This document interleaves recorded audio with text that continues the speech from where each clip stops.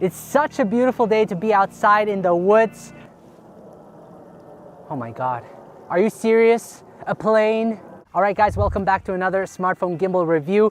You are probably asking yourself if you even need a smartphone gimbal when using the iPhone 13 Pro Max. Now I'm going to be straightforward with you.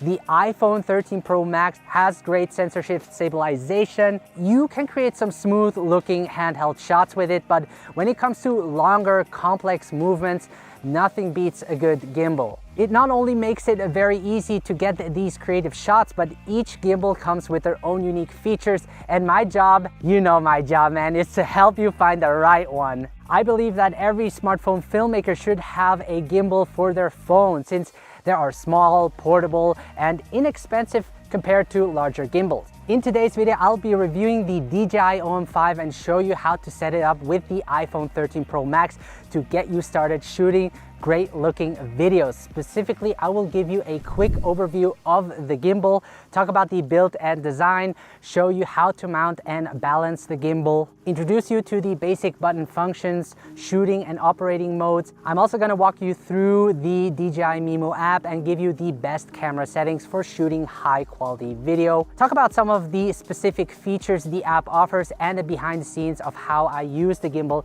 in action. And finally, the price and my final thoughts to it. No matter if you're a beginner and never held a gimbal before in your life, or just want to learn everything there is to the Dji OM 4, then you have come to the right place, as I will train you to wield your gimbal like a swords master. Holy shit. Keep in mind that there will be a timestamp below if you want to skip or go back to a particular part in the video. With that said, let's get started. So we're going to start with the quick overview of the Dji OM 5. On the top, you have the famous magnetic phone clamp, which I personally love. To the side, you have an M3 0.5 screw hole to add counterweights when using add-on lenses. You have the pan, tilt, and roll motor for all 3-axis stabilization, a built-in extension rod, and looking at the controls, you have a joystick, a shutter record button, a switch button. Below is the battery indicator, which also functions as a system status indicator. To the left, you have the M button, the zoom slider. On the opposite side, you have the USB-C charging port. On the grip, you have the trigger button, and to the very bottom, a 1/4 screw hole to mount the included tripod. As you can see, the buttons are well placed, allowing you to use the controls with one hand. So let's move on to the build and design. There have been some significant improvements compared to its predecessor, the Dji OM 4. I like how they kept the magnetic clamp that allows for a quick setup. It is 100 grams lighter and about 30% smaller when folding the OM 5 for easier storage. When folding the gimbal, you will have to remove the magnetic clamp, but I have it attached on my phone most of the time anyways. So the gimbal is strong enough and has a max payload of up to 290 grams. It can easily handle the iPhone 13 Pro Max, which weighs around 240 grams. The biggest change we see is the built-in extension rod that works like a selfie stick. It extends as far as 21.5 centimeters, which is a good distance for those that want to vlog and have more in the frame, but also for getting unique shots, which we will be looking at later. The included tripod is great to place it on a flat surface to record time-lapse. The gimbal feels high quality and is very well built. I do like the round shape of the grip, which kind of reminds me of the OM 5 can operate up to 6 hours under ideal conditions with the gimbal fully balanced. Now let me show you how to mount and balance your phone with the OM 5. To unfold the gimbal, rotate the pan and tilt axis clockwise as indicated to unlock it. Then unfold the gimbal as shown. Attach the magnetic phone clamp in the center of the phone. Make sure that the camera mark is pointed towards the camera of your phone. To attach your phone with the Dji OM 5, align the marks on the phone clamp and the mounting plate. So the magnets will hold the phone and the gimbal together. It's super strong, so you don't have to worry about your phone falling off the gimbal. To power the gimbal, just press hold the M button and you're ready to rumble, my friend. To operate like a pro, you should learn the basic button functions of your gimbal. Most of the gimbals work similarly. The Dji OM 5 just has a few buttons, which makes it easy to use. Let's look at what the M button does. When the gimbal is turned off, you can check the battery level by pressing the M button once. To power the gimbal, press hold the M button. When the gimbal is on, you can press the M button once to switch between the photo or video mode in the Dji Mimo app. You can put your gimbal into standby mode by pressing the M button twice. This way you can save battery, and to exit this mode, just press any other button. To start and stop recording, press the shutter record button once. This also works with the native camera app and Filmic Pro. Pressing the switch button once will change between the front and back camera when using the Dji Mimo app. Pressing the switch button twice will switch the phone between landscape and portrait mode. So this also works regardless of what camera app you are using. By the way, you can also adjust the phone by hand if needed, which I find super awesome. Now you can use the joystick to move and control the direction of the camera. The zoom slider can be used to obviously zoom in and out, but this only works when using the Dji Mimo app. When pressing the trigger button once, you can activate or stop active track, which also requires the Dji Mimo app. Pressing the trigger button twice will recenter the gimbal. All right, we made it till here. Let's continue. So when shooting videos with your gimbal, it can be helpful to know the different shooting modes and operating modes to get the shots you need. A lot of camera moves can be done handheld, but it takes a lot of practice and you are more likely to have camera shakes in your video.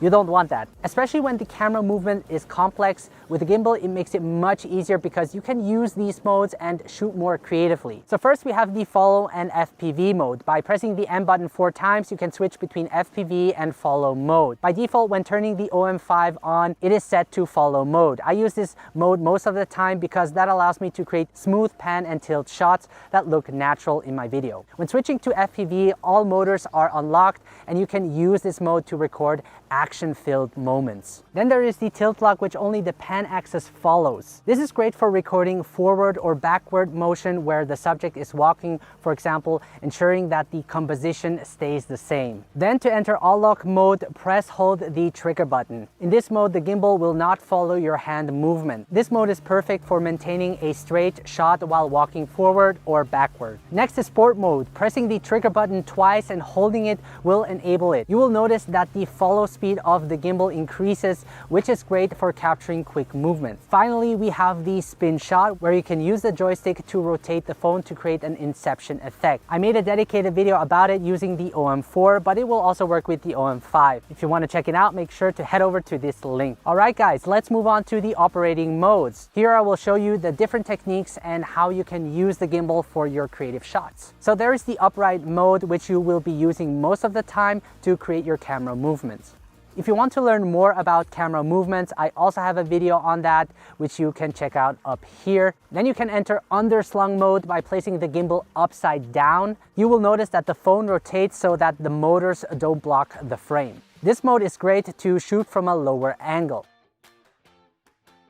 Then by simply rotating the gimbal 90 degrees, you will enter side grip mode, which can be useful for creating a slide shot. Last, you can use the built-in extension rod and adjust the angle to get into low position mode, which you can also use to shoot from a lower angle. So these were the 4 main operating modes. Try to be creative when using these modes, as there are many camera movements you can do with it. So if you want to access all of Dji OM5's features, then it's best to use the Dji Mimo app. As I say in all my videos, I personally like to use the native or Filmic Pro app, as I'm most familiar with these and I don't necessarily need those features. Now make sure to download the Dji Mimo app and have Bluetooth enabled so that you can connect the gimbal with your phone. Make sure to use the Dji Mimo app to update the gimbal to its latest firmware. Alright, so let's open up the Dji Mimo app. And it's going to automatically connect with the app. So this is the interface of the Dji Mimo app.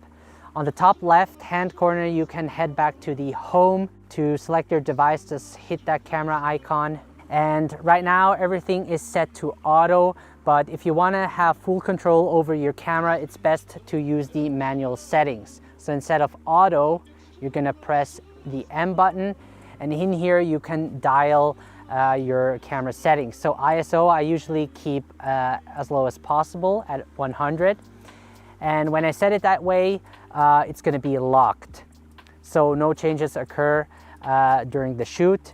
And I'm going to set my shutter speed double my frame rate. So because I know I'm going to shoot 4K 60 frames per second, I'm going to set it to 1/20. This way I will have that natural motion blur. Now, if you're filming in bright conditions, then you obviously have to crank up the shutter speed or use an ND filter to maintain that natural motion blur. Then you have exposure value. We're gonna leave it how it is. Then below you have your resolution and frame rate. So I'm gonna set it to 4K and the frame rate is 60 frames per second. And 4K just has more detail, and 60 frames per second allows me to slow the footage down later. Now below you have some beauty filter options. I personally don't use this feature. And then the 3 dots at the bottom left, in here you have additional settings, so you can enable flash if you want to. The white balance, very important. I don't recommend setting to auto, otherwise your colors will shift during the shoot. So I prefer to set my white balance using the presets or custom. So right now it's set to 4800 Kelvin, which is about right. Then below we have additional gimbal settings. I always have this gimbal set to follow mode, but if you want to, you can change the different gimbal modes. You also have the follow speed. I keep that in medium. I find it works for me really good. Then if you need to calibrate your gimbal, just hit the calibrate button. Also the horizontal gimbal adjustment. If you find the gimbal is not leveled, you can adjust it manually in the settings. But I would always first check if you balanced your gimbal correctly. So I'm gonna adjust it to make it horizontal. It's a little bit off because my tripod is not leveled. Then you can also use the M button to switch between photo and video mode. Now, I personally like to use the M button to open up the quick menu. This way I can head back to the Dji Mimo app, quickly select my video shooting mode, and then use the native camera app or Filmic Pro to shoot in that mode. If I press M, for example, I'm now in the quick menu, and I can quickly change between these gimbal modes. Now the control speed I set to slow, especially when using the spin shot. I don't want it to spin it quick. This way the camera will move more smoothly, which is important when creating smooth camera movements. So to the very right you have different shooting modes. You got video, photo, panoramic. You got also dynamic zoom, which allows you to create that vertigo effect. Now in the time-lapse mode, you can also create a moving time-lapse if you want to. Hyperlapse is also a great feature that I like to use, especially with the tracking feature. This way I can track an object and just move the gimbal, and the gimbal will keep that object centered. Now you also have story mode, which are video templates, which will help you make the video. So all you have to do is follow the instruction, and to the upper left you have a video tutorial that you can follow, and it will sort of create the video for you. Now to the upper right you have different symbols indicating the battery life of the gimbal and of the phone, and also the current shooting mode you're in. Top right you can switch between the front and selfie camera, which is great. So let me show you how to use gesture control. I'm gonna select the hand icon, enable it, and I'm also gonna select follow shoot, and this will also activate the tracking feature. So when I do the peace sign, it's gonna track my face and start recording, which is great for vloggers. And when I put my hands up, it's gonna stop the recording. So this is pretty cool. Now you can also activate smart tracking by pressing the trigger button once, and it will detect my face and follow it wherever I go. And it does a pretty good job at doing it. Now what you also could do is use your fingers to track an object or a person. So as you can see, by drawing a line on my face, it detects me and follows me. Now, if you don't want to use the manual controls, you can also go with auto, but I suggest you lock your exposure. And to do that, you can just tap hold on the screen. As you can see, a box appears with the lock sign, which means the exposure is locked. And I can also drag down with my fingers to lower the exposure, which I recommend doing because the iPhone tends to overexpose the image most of the time.